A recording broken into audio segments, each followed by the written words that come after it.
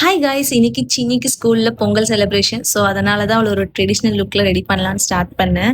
குளிப்பாட்டிட்டு ready பண்ண start பண்ணிட்டேன். காலையிலேருந்து பிளாக் கலர் புள்ளின்னு கேட்டுக்கிட்டே இருந்தா. எனக்கு புரியவே இல்ல. அப்புறம் தான் பார்த்தா ஜவுரி கேட்டான்ட்டு.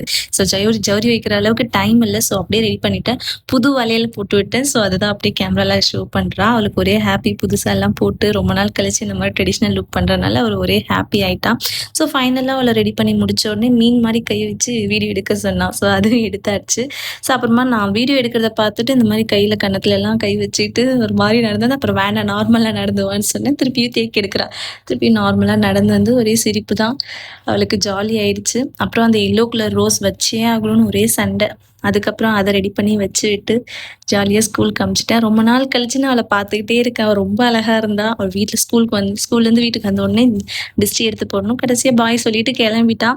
ஸோ, அவ ஸ்கூல்ல வேற பொங்கல், பாயாசம் எல்லாம் தருவாங்கன்னு சொல்லிட்டு போனா. ஈவினிங் வந்ததுக்கப்புறம் கேட்கணும் என்னென்ன சாப்பிட்டான்னிட்டு. Okay guys bye.